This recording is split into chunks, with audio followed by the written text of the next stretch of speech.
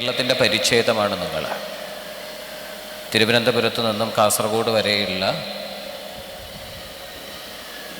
ഈ ഒരു പ്രവർത്തനത്തിനോട് കൂടെ നിൽക്കുന്ന മറ്റനേകം മനുഷ്യർക്ക് മാതൃകയാവേണ്ട ആളുകളാണ് നിങ്ങൾ. നാട് കൂടെയുള്ളത് കൊണ്ട്, നാട് കൂടെ നിന്നത് കൊണ്ട് ജീവിതത്തിൽ മറ്റു പലർക്കും തണലായ, അവർക്ക് തണലായി എന്നല്ല കേട്ടോ ഞാൻ പറഞ്ഞത്, നാട് കൂടെ നിന്നത് കൊണ്ട് ജീവിതത്തിൽ മറ്റു പലർക്കും തണലായ ജിമിയും സുമിയും നമ്മോട് സംസാരിക്കുക.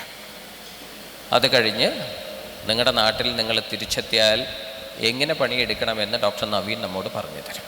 ഇതാണ് ഇന്നത്തെ അജണ്ട എന്ന് പറയുന്നത്. 2 മണിക്ക് നിങ്ങൾ തിരികെ പോകുന്ന സമയത്ത് ഉള്ളിൻ്റെ ഉള്ളിൽ നിങ്ങൾ കുറിച്ചിടേണ്ട ഏറ്റവും പ്രധാനപ്പെട്ട വ്യക്തിപരമായ അത് വ്യക്തിപരമാണ്, എൻ്റെ അജണ്ട എന്തേ എന്ന് ചോദിച്ചാൽ നിങ്ങളുടെ നാട്ടിൽ നിന്ന് തണലിൻ്റെ ഏറ്റവും പ്രധാനപ്പെട്ട പരിപാടി എന്തേ എന്ന് ചോദിച്ചാൽ ആളുകൾ പറയും അതിൻ്റെ തണൽ വീടുകളാണ്, അഗതി മന്ദിരങ്ങളാണ്.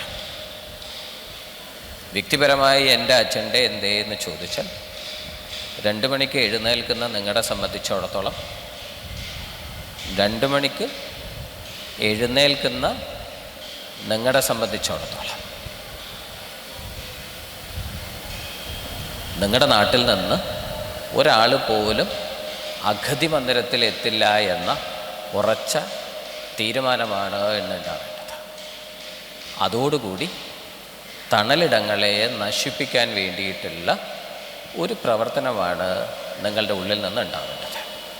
തണലിൻ്റെ ഇന്നത്തെ അവസ്ഥയിലുള്ള ചെയർമാൻ എന്നുള്ള നിലയിൽ നിങ്ങളോട് വ്യക്തിപരമായ അജണ്ടയാണ് പങ്കുവെക്കുന്നത്. നാളെ എൻ്റെ നാട്ടിൽ നിന്ന്, എൻ്റെ അയൽപ്പക്കത്ത് നിന്ന്, എൻ്റെ വീട്ടിൽ നിന്ന്, എൻ്റെ ചുറ്റുപാട് നിന്ന് ഒരാൾ പോലും ആരൂരുമില്ലാത്തവനാണ്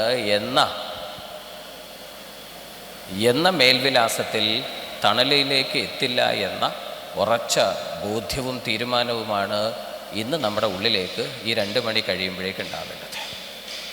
നാടിൻ്റെ നന്മ, ചുറ്റുപാടുള്ള നന്മ, ഇത് മുഴുവൻ ലഭിച്ചിട്ടുള്ള, അതിനൊക്കെ മുന്നിൽ നിൽക്കുന്ന ആളുകളായതുകൊണ്ട് തന്നെ ഈ അജണ്ട മുന്നിൽ വെച്ചുകൊണ്ട് ഇന്നത്തെ പരിപാടി മുഴുവനും കേൾക്കുക, ഇടപെടുക എന്ന് മാത്രം പറഞ്ഞുകൊണ്ട് എൻ്റെ ഇൻട്രൊഡക്ഷൻ അവസാനിപ്പിക്കുകയാണ്. ആദ്യ പാഠം ഇതാവട്ടെ. JDTയിൽ വന്നിട്ട് എന്തേ ആദ്യം കിട്ടത് എന്ന് ചോദിച്ചാൽ റെയ്സ് പറഞ്ഞതുപോലെ അന്യനെ കൺസിഡർ ചെയ്യുക, മറ്റവൻ്റെ ശബ്ദത്തിനെ പോലും ബുദ്ധിമുട്ടിക്കാതെ ഞാനിതാ എൻ്റെ ശബ്ദം താഴ്ത്തുന്നു എന്ന തീരുമാനമാവട്ടെ ഇന്ന് കിട്ടുന്ന ആദ്യത്തെ മെസ്സേജ്. ആ മെസ്സേജിലൂടെ നമുക്ക് മുന്നോട്ടേക്ക് പോവാം. ആ ശബ്ദം അവസാനിച്ചു, ഇനി ഉണ്ടാവില്ല എന്ന് വിചാരിക്കാം. പക്ഷേ അതിൻ്റെ സങ്കടമാണ് ഞാൻ പറഞ്ഞത്.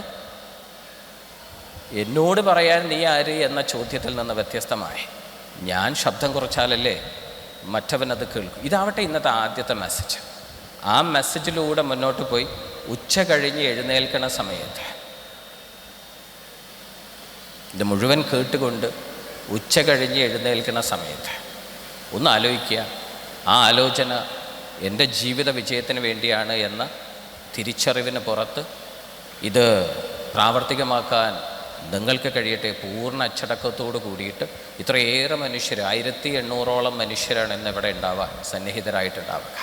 ആ മനുഷ്യർ മുഴുവൻ നിങ്ങളൊന്ന് ആലോചിച്ച് നോക്കൂ. 1800 മനുഷ്യർ. കേരളത്തിലാകെ 1000 ചില്ലറ പഞ്ചായത്താണുള്ളത്. ആ പഞ്ചായത്തുകളിലൊക്കെ നന്മ പറഞ്ഞു കൊടുക്കാൻ മുന്നോട്ട് പോയാൽ നാട്ടിലെവിടെയാണ് പ്രയാസമുള്ള മനുഷ്യരുണ്ടാവുക? അതാണ് തിരിച്ചറിവ്.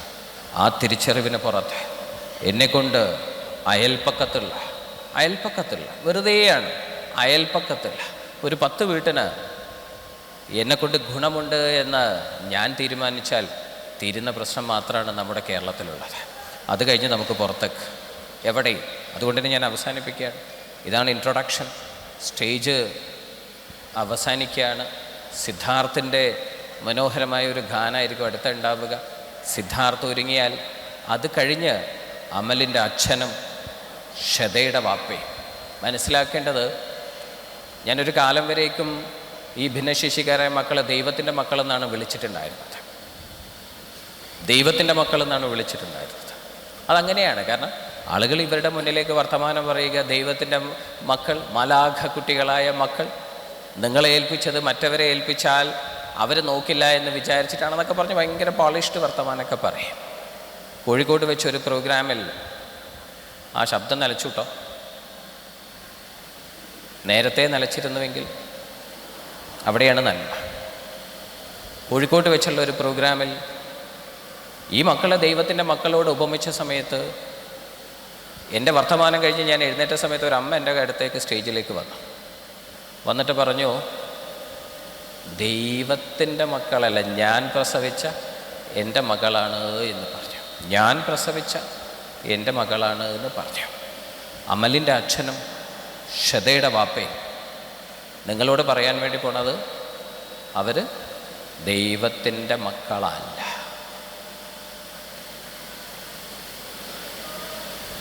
അവരുടെ പിതൃത്വത്തിൽ പിറന്ന അവരുടെ പൊന്നു മക്കളാണ്. ആ മക്കൾ എന്തേ സമൂഹത്തിലെന്ന് അവർ നിങ്ങളോട് പറഞ്ഞു തരും. പറഞ്ഞു തരുമ്പോഴും നിങ്ങൾ ആലോചിക്കട്ടെ, എനിക്കങ്ങനെ ഉണ്ടായില്ലല്ലോ എന്നല്ല. അതിനപ്പുറത്തേക്ക് എന്തേ എനിക്ക് ദൈവം തന്ന അനുഗ്രഹം എന്തേ അവർക്ക് മാത്രം കൊടുത്തു, എനിക്ക് തന്നില്ല. അവിടെ എവിടെയോ എന്തോ ഒരു പ്രാക്ടിക്കൽ പ്രശ്നം, പ്രായോഗികമായ ഒരു നീതികേട് ഞാൻ മനസ്സിലാക്കുന്നത്. എന്തേ എനിക്ക് തന്നില്ല. എനിക്ക് 5 പേരുണ്ട്, 5 പേരിലുമില്ല. എന്തേ ഷതയുടെ വാപ്പക്കും അമലിൻ്റെ അച്ഛനും അത് നൽകി. ആലോചന വെറുതെ പോട്ടെ. നീതികേട് എവിടെയോ ഉണ്ട്. ആ നീതികേടിന് പുറത്താണ് നിങ്ങൾ ആലോചിക്കേണ്ടത്. ആ നീതികേടിൽ എൻ്റെ റോൾ എവിടെയാണ് എന്ന ആലോചന. വീണ്ടും ആ ആലോചനയുടെ പുറത്ത് നിങ്ങളുടെ ഇടപെടലായിരിക്കും നാളെയുടെ. ഇതിലെവിടെയും നിങ്ങൾ ആലോചിച്ച് നോക്കൂ, ഇതിലെവിടെയും ഇന്നൊരു ഫോട്ടോ നാളെ പുറത്തേക്ക് വരില്ല. ഒരു പത്രത്തിലും ഇതിൻ്റെ വാർത്തയുണ്ടാവില്ല. മറിച്ച് ഒരൊറ്റ സംഗതിയാണ് ഉണ്ടാവും. നിങ്ങളുടെ ഉള്ളിൽ ജീവിതത്തിൽ നിങ്ങൾക്ക് ലഭിച്ച അനുഗ്രഹങ്ങളെക്കുറിച്ച് വെറുതെ ഒരാലോചനയും ആ ആലോചനയുടെ പുറത്തുള്ള ഒരിടപെടലുമാണ് ഇന്ന് നിങ്ങൾ നടത്താൻ വേണ്ടി പോകണത്. നമുക്കിടയിലൊരു ബ്രേക്കുണ്ട്. ആ ബ്രേക്കിലേക്ക് മാത്രം നിങ്ങൾ എഴുന്നേൽക്കുക. പൂർണ്ണ അച്ചടക്കത്തോടു കൂടി തണലിൻ്റെ പ്രോഗ്രാം എന്ന തിരിച്ചറിവിന് പുറത്ത് ഈ ഒരു പ്രോഗ്രാം നിങ്ങൾ മുഴുവൻ കേൾക്കുക. നേരത്തെ പറഞ്ഞതുപോലെ വോളണ്ടിയർമാർ, ആവശ്യമില്ലാത്ത ആളുകളൊക്കെ അവിടെ ഇരിക്കുക, പുരുഷന്മാർ അവിടെയും സ്ത്രീകൾ ഇവിടെയും. ആ അർത്ഥത്തിലേക്ക് ഇത് മുന്നോട്ട് കൊണ്ടുപോവുക. മുഴുവൻ സമയവും ആ തലത്തിലേക്ക് ഇതിൻ്റെ കൂടെ നിന്ന് ഇതിൻ്റെ സകലമാന സൗന്ദര്യവും ഉള്ളിലേക്ക് പേറി നിങ്ങൾക്ക് തിരിച്ചു പോകാൻ വേണ്ടി പറ്റണം. ദൈവം നമ്മെ അനുഗ്രഹിക്കുമാറാവട്ടെ.